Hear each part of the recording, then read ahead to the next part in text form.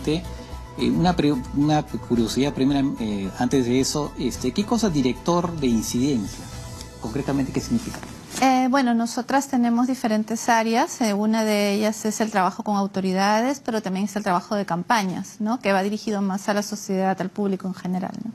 La idea es hacer saber la importancia de la defensa de los derechos humanos a las personas, y como Amnistía es un movimiento, está conformado por personas, no es una organización, digamos, ¿no?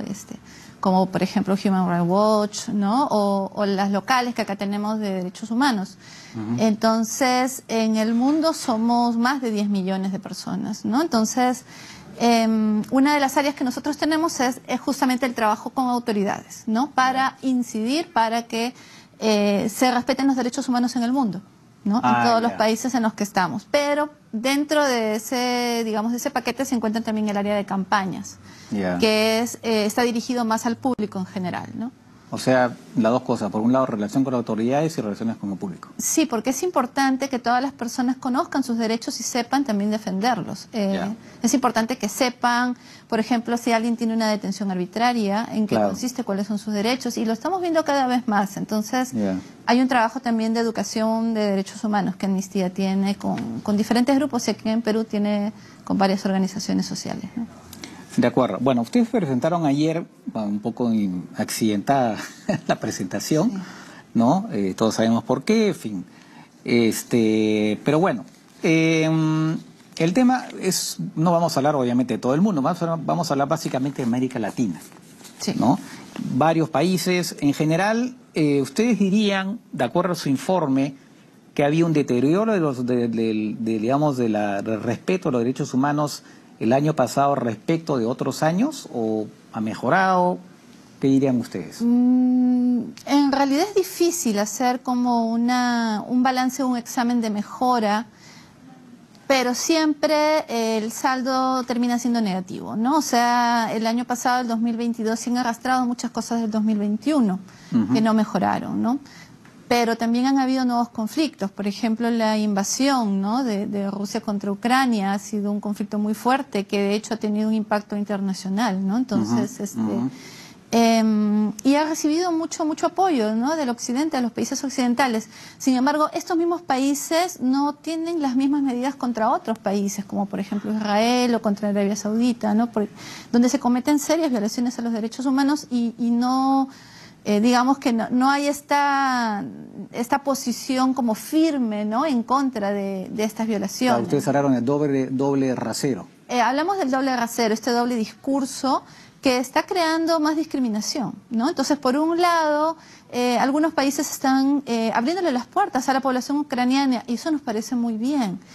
Pero también vemos, ¿no? Todos los días las noticias que hay en contra de los migrantes que vienen, por ejemplo, van a Estados Unidos desde Haití, desde Cuba también, tienen que pasar por el Darién, que es un paso peligrosísimo, y Estados Unidos ha realizado una serie de detenciones y deportaciones que no lo hace con otras nacionalidades, ¿no? Entonces, eso crea mucha más discriminación y eso debilita la vigencia de los derechos humanos en el mundo en general, ¿no?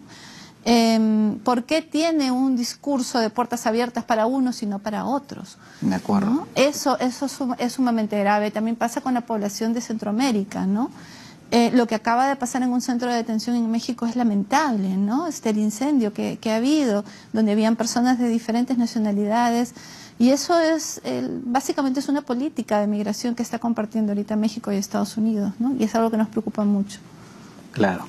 Efectivamente veo que el tema de los migrantes es para ustedes un tema muy importante, ¿no? Porque además también ahí está ligado el tema de los traficantes humanos, ¿no? Exactamente. El tema de migración es muy importante. En el Perú lo vemos, tenemos una migración grande, personas refugiadas que llegan prácticamente desde Venezuela, es la mayoría de ellas, ¿no?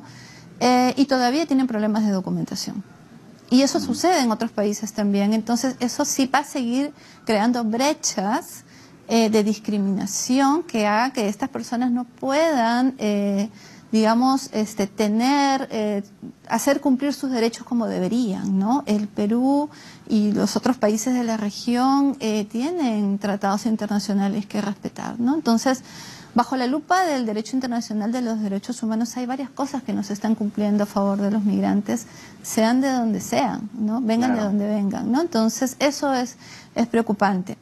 Ha salido hace poco en el Perú una ley que le da amnistía a las multas que se le imponían a la población migrante en el Perú. Eso es un avance, porque sin esa multa no pueden regularizar su situación migratoria, su situación de refugio. El sistema de refugio está cerrado desde el 2022, no, perdón, desde el 2020. Y hasta ahora no se abre, entonces no hay ninguna persona... ¿El sistema de refugio? Sí, aquí.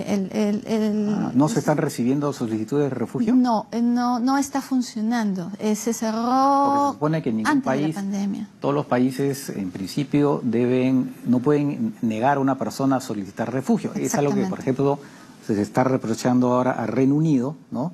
Que ha dado una ley, o va a dar una ley, no recuerdo bien ahora, para donde prácticamente van a negar a estas personas que llegan desde Francia, ¿no? En unas embarcaciones frágiles, ¿no? Prácticamente para que no puedan presentar solicitudes de refugio. Eso obviamente atenta contra el derecho internacional. No sabía que en el Perú, por un tema burocrático, administrativo. Sí, se cerró un poco antes de la pandemia y luego con la pandemia se cerró definitivamente. Hay un montón de solicitudes presentadas que no se han resuelto. Lo que ha hecho el Estado peruano es cambiar un poco el sistema por dar una calidad migratoria humanitaria, que es diferente al refugio. Pero hay un montón de personas que tienen la solicitud, pero que luego la autoridad, el agente policial o el funcionario público que tengan al frente no sabe cómo leerla, o sea, no sabe qué significa eso, porque no está procesada, o sea, no tiene la calidad de refugiado o refugiada. Está en trámite. Exactamente. Claro, le recuerdo al público que la persona refugiada o que puede obtener el refugio son aquellas personas que son objeto de persecución en su país por razones políticas, de religión, de raza y demás, ¿no? Incluso también la violencia o incluso también el tema, incluso violencia contra la mujer, en fin, una serie de razones que hacen que esa persona pueda sentirse efectivamente afectada por ese tipo de temas. Ahora, es verdad también que a veces no es fácil, en muchos países, ¿no? Tienen que ver qué persona puede tener acceso al refugio y qué persona es simplemente un migrante que está buscando mejores condiciones, ¿no? Sí. Entonces, ahí, y además se está viendo en muchos países cada vez más rechazo de, las poblaciones locales, ¿no? Que rechazan esto. Entonces, ahí también hay un problema bastante complejo, ¿no? Sí.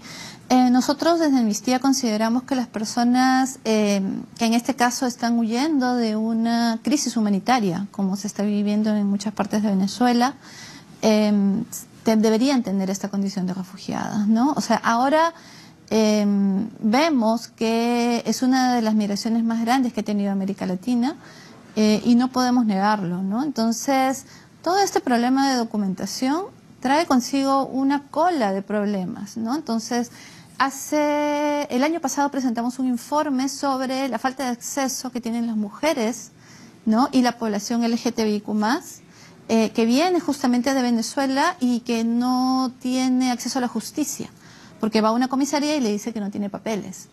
Y no tiene papeles, no puede presentar una denuncia, por ejemplo, por violencia de género. Y muchas de ellas son víctimas de violencia de género que no sabe cómo denunciar, no tiene cómo denunciar o no reciben la denuncia. Claro, y otro tema ahí es el tema que tampoco pueden ser contratados legalmente. Exacto. Que no tiene el estatus de refugiado.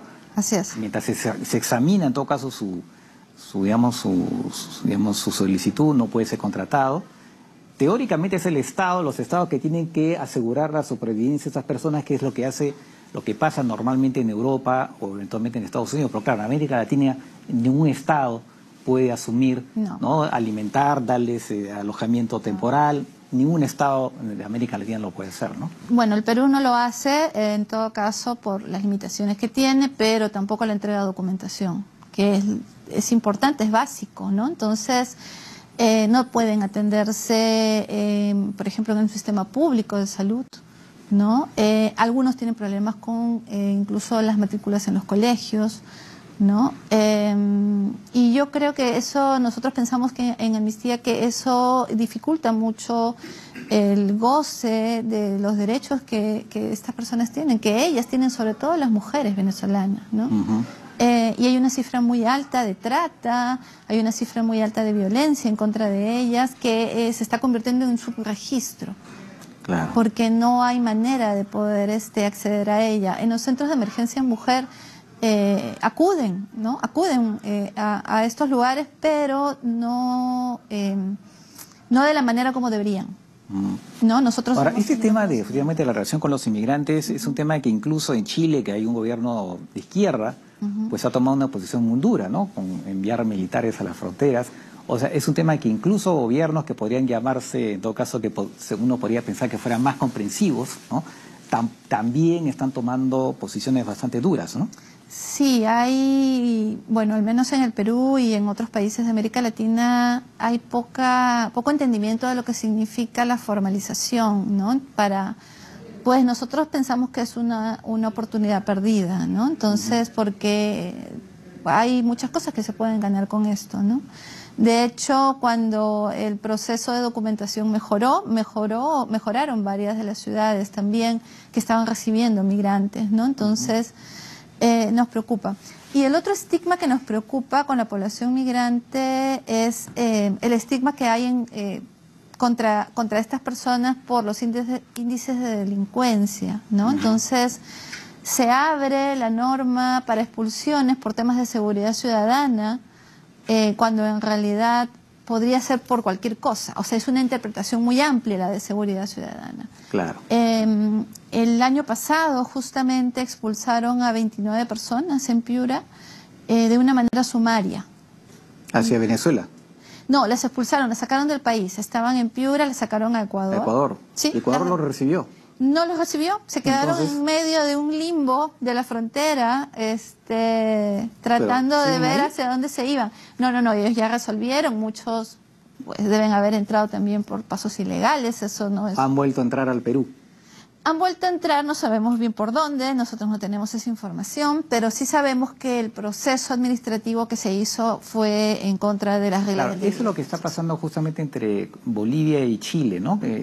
Chile se ha quejado de Bolivia, lo que dice, oigan, estos venezolanos y también colombianos, por cierto, sí, entran desde Bolivia a Chile y nosotros los capturamos y los expulsamos, pero ustedes no los quieren recibir. O sea, estamos acá, estamos allá.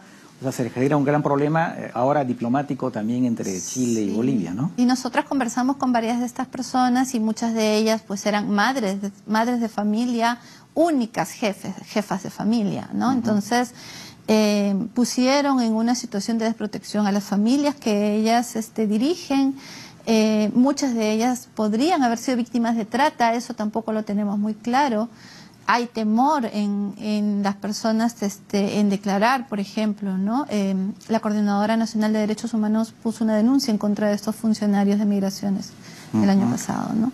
Porque esto es un delito, ¿no? O sea, no se pueden usar las normas de una manera tan arbitraria y sobre todo sin darles el derecho a la defensa, ¿no? Algunas claro, incluso no les dejaron ni siquiera probar que tenían una documentación en trámite. Fue un proceso absolutamente irregular. De acuerdo. Ahora, al margen del tema de los migrantes, hay muchos otros problemas en América Latina, pero creo que antes vamos a hacer una pausa y regresamos con la entrevista.